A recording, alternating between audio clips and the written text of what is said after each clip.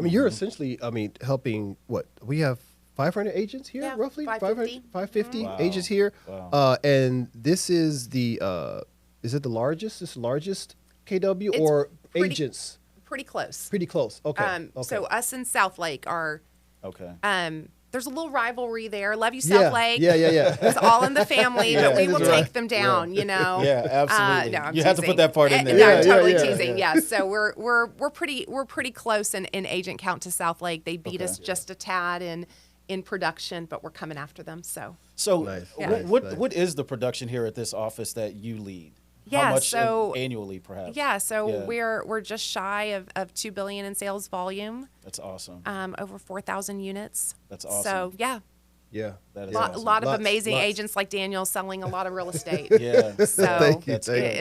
it's a fun place to be. Yeah. It is. It is. It's a So fun place to be. what really inspired you to get into real estate? I know you mentioned Yeah. that you were doing home warranty. You were an area manager, I right? was. For I a home was. warranty company Yep. at one time. But now you've made the transition into Yeah. real estate. So when did you get into real estate Okay. and what inspired that as well? So I'm married into it. Married into okay. it. I'm Got married into a real estate Okay. family Okay. and incredibly grateful to my in-laws. So my mother-in-law at the time owned a Remax. And then my father-in-law, who since passed away several years ago, owned a mortgage company that Tommy had worked at and partnered with him on before we got married. Okay. And I won't tell you how much. Tommy is a little bit older than I was. He wasn't 19 also. So we when we got married, we moved to East Texas. My father-in-law opened a mortgage company, hired me to answer the phones. I got bored really fast. And so Yeah. he taught me how to originate loans. So I would just go call on real estate agents and title companies, and I learned how to get rejected. And I had really no idea what I was doing besides Yeah. I knew that any question I would go back and ask him. Yeah. Yeah. So I owe my father-in-law a lot. He really mentored me in the business starting out, and my mother-in-law as well. Yeah. But then we moved back. I went to work for First American Home Warranty, and that's Okay. where, if you know the home warranty business, that's where I learned conflict resolution, Yeah. customer service. How do you deal with flaming angry people, Right, right? yeah, who right, haven't right, had right. air conditioning for 2 weeks. Yeah. And built great relationships in real estate. So really, I've been in real estate in some way. Got licensed in 2006. And then Tommy was still full-time ministry at the church. Brett Caldwell, who was the team leader, my role now here at this Dallas Preston Road at the time, had called me. We'd known each other for years, and he was the owner and operating partner of the Rockwall Market Center. And he called me and he said, "Hey, Theresa, are you interested in talking to me about a team leader role?" And I was like, no. My twins were No, one. yeah. It sounded Yeah. horrible to me. Yeah. I was like, absolutely not. Yeah. I said, but you should talk to Tommy. I think change is coming for us, and I think he would be great at that role. Yeah. And so he ended up hiring Tommy for Rockwall, and about 6-7 months later, Brett was hiring for the assistant team leader role here at Dallas Preston Road. And I saw what was happening with Tommy, just being in the Keller Williams world and working with Brett, and just the opportunity for growth. And so I took the role as assistant team leader in 2013. So this is my 10th year here, coming Awesome. up in Wow. December. Awesome. So again, owe a whole lot to Brett for making that phone call, Yeah. because yeah. I wouldn't be where I am today. Yeah. And it's changed our lives. I mean, Yeah. Tommy's now regional director for Keller Williams, runs all of our Go market centers, which are Smokey Garrett and David Osborne's offices. And this company has truly changed our lives. That's awesome. That's awesome. But it's been a leadership journey. Yeah, Right? yeah. And it's been a journey of without a doubt, I can just list person after person that has invested into us. Smokey, the opportunity that Smokey's given us, and that mentorship has been, it's a game changer. It's huge. It's huge. you So, know? so It one is. thing I heard you say, Theresa, that really stood out to me is that at first you rejected it, right? You I didn't did. want the role. Oh, that's right? my You didn't want MO. it. That is my Yeah. MO. So- Just so you know, I play Yeah. that card all the time. Yeah. That's- You know, but what that tells me is sometimes when you're walking in your purpose, what is meant for you still comes back to you, even if you Oh, that's reject it, good. right? Even if Yeah. you don't want it. So I'm just curious. God's merciful to me. Well, so I'm just curious, you know, when you're going through life and you're just seeing all these different opportunities Yeah. in front of you, how do you know which opportunities are the ones that you take, and how do you know which ones are the ones that you should walk away from Oh. or should not take? I love that question. So, I mean, I'm a spiritual person. Okay. Right. So for me and for Tommy, everything is always going to filter through prayer. Yes. Yes. So that first and foremost. But I think within that context, I think we don't make decisions based on money. We don't make money decisions. I like that. Now, with that being said, I don't mean we don't make budget decisions course. right. Yes, but, yeah, but I don't. yeah. I don't. That's not the number one motivator, and never will be. Yeah. And the money has always come, and God has Yes. always provided. Yes. But we just made a decision that we don't make fear decisions, Yeah. and we don't make Yeah. money decisions. Very intentional. Definitely. Very Yeah. intentional Yeah, I about like that, right? Yeah. And I think Yeah. ultimately it goes along with core values and being in alignment. If it's not in alignment with purpose, if it's not in alignment with the bigger picture, Yes. and I think timing. I think sometimes it can be the right opportunity at the wrong time. Yeah. Yeah. One And- thing I like you point out as far as our is purpose. When did being here for 10 years? Yeah. I would think that you've somewhat found your purpose. Yeah. How did that come about? Did it come about just being here over time, or was there a point? Like with me, there was a point in my life where I was like, "Oh wow, this is my purpose." Like, did Yeah. it take you time to figure it out, or did something just kind of click and you just like, "Okay, I'm meant to be here. This is where I'm supposed to be." I think it's been a journey. Yeah, yeah. So I've always been very purpose driven from the time I was a kid. So just on the spiritual side, when I was 13, I had a pretty cool encounter with God at youth group. Yeah. Okay. And felt Yeah, called yeah. to ministry. And at the time, that to me felt like church ministry, right? But ultimately, what I knew from a young age is I was called to make a difference in the lives of people. Yes. Right? Yes. And so Yes. Even marrying Tommy, who had a similar passion, at 19, I was like, I'm going to marry him and we're going to go change the world.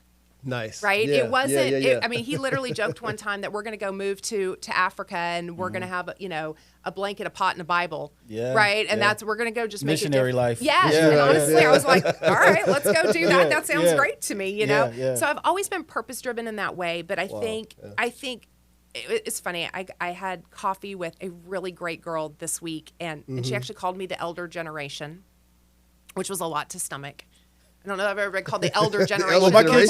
kids tell me I was Yeah. born in the 1900s. Yeah, great. So you know what I mean? Which is actually accurate, but it's true. Yeah, but yeah. Very It still hurtful. makes me feel old. It's yeah, very yeah, hurtful. for Yeah, sure. no. Where was I going with this? I don't even remember what my point was after I got on elder generation. What were we talking We were about? still on purpose. Yeah, talking about purpose. Yeah, She's at a Yeah. place, right? Because she's in her early 20s of really like choosing her major, defining her major. What do I want to be Gotcha. when I grow up? Yeah, yeah. And I just said, we all have this idea that we're going to decide that at 18 or at 22, and this is what we're going to be. And I mean, Yeah. I'm sure you guys, I know some of Daniel's story, Yeah. we're becoming. Yes. It's not just about what are we going to be. It's like, who are we becoming? And it's Yeah, a journey. Yeah. But I can look back at my life and I see the patterns of purpose that have really nothing to do with the role I'm in.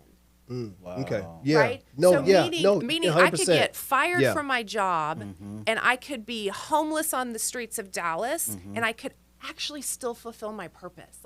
And that's Yes. the cool thing because nothing can take that. Like nobody has the ability to rob me of my purpose. They Yeah. can take a lot of things in the natural from us, right?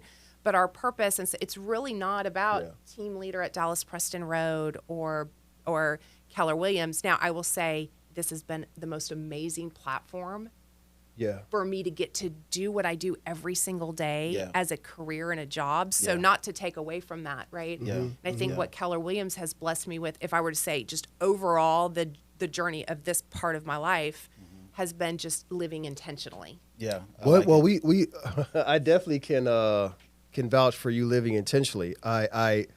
You remember when I was kind of open to leaving my Oh, I old remember. brokerage, and funny story. I know you could talk about this as well, but you know how realtors, they have lots of different brokerages trying to contact you, and Yep. and Teresa, we had a coffee, and initially just meeting, telling about the brokers, things of that nature, and long story short, she basically had texted me and said, I still haven't eaten yet. She told me she wasn't going to eat until I give her an answer Okay. on if wow. I was Let's be coming to the transparent. brokerage. You Talk were about blowing intentional. me off. Talking about He was I blowing- wasn't he was- necessarily the word blowing I would you use- off. I just happened Wow. And I think we had met a couple times. Yeah. we did. We Yes, met, and you yes. know what? And I, and So I, just and to I be had, clear, and it I had wasn't very- like it wasn't like first date, and I Yeah. was And like, right, I'm not yeah. going to eat if you don't. Yeah. I did. I said, Daniel, I am not going to eat today until you call me back. And in my defense, I thought you kind of were joking. I thought you were joking. She was- just told you how it intentional was she is, No, right? no, that's why I said now I can 6:30. see. It was Yeah. 6:30 Now I can at see night. she's very Yeah. intentional. I eat 3 square meals a day. Yeah. 6:30 Yeah. at night. I'm also Yeah. an early dinner person. Yeah. Because I come Wow. home from work, and Yeah. that's like how I change from work mom, Yeah. work person to mom. Is Yeah. I like start pulling things out of the fridge. I was Yeah. like, Daniel, it is 6:30 and I'm starving. Yeah. But Please what call that me did, back. you know what Yeah. that did? I've never done that before. That's not like a regular strategy. But what that did was because I was like, I was talking to quite a few different people, and that really stood out. It just that little bit really stood out with me. Like, wow, if she's that like bullheaded on like getting back with me, what else it's just probably she's probably about that with a lot of other things in her life. So yeah, being very intentional, I can definitely attest that personally. That I'm also funny. Yeah, that so quality. yeah. Yeah. yeah, I definitely thought you were Well, joking. you were worth I worth going after appreciate and it. pursuing. Awesome. So I you have appreciate absolutely it. made us better here at the Market Center. No, And I've definitely enjoyed it here. I mean, tremendously.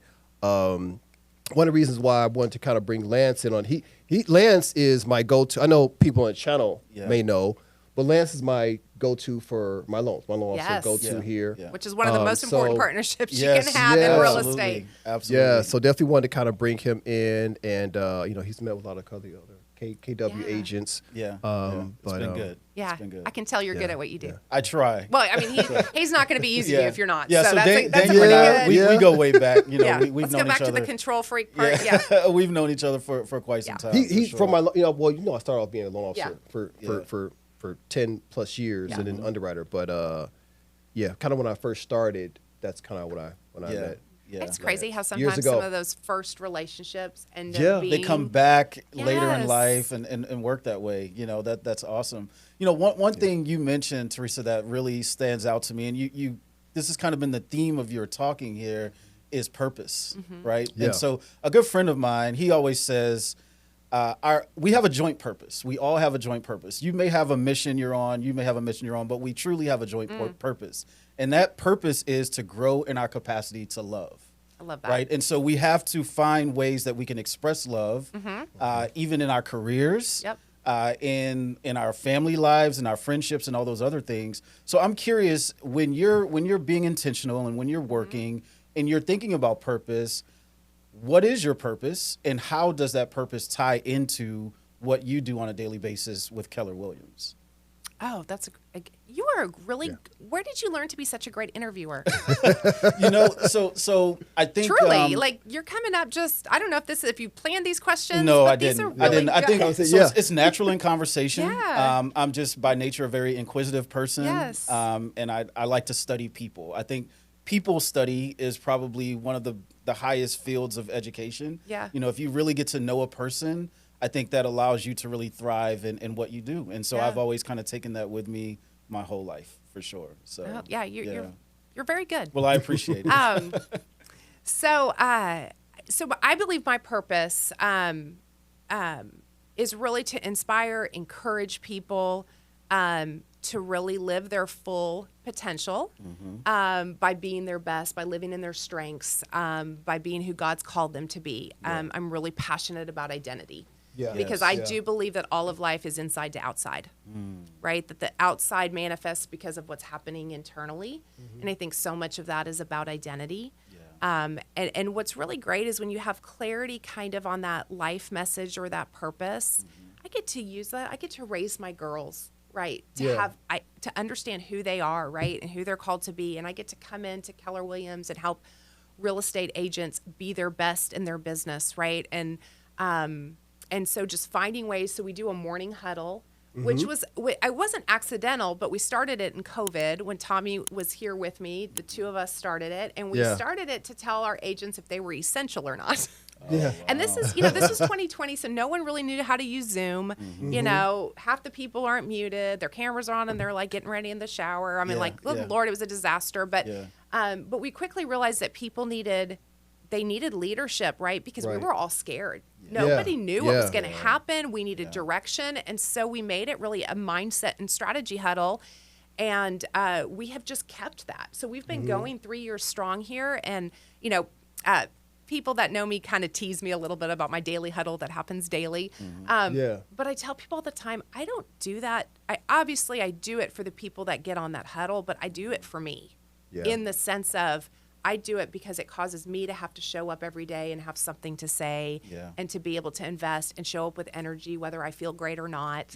Right. And to, and it gives me the opportunity then to every single day inspire and encourage people to be their very best, right? And to live up to their potential. And so, you guys doing this podcast, right? It's you're being intentional and purposeful about what you are passionate about doing.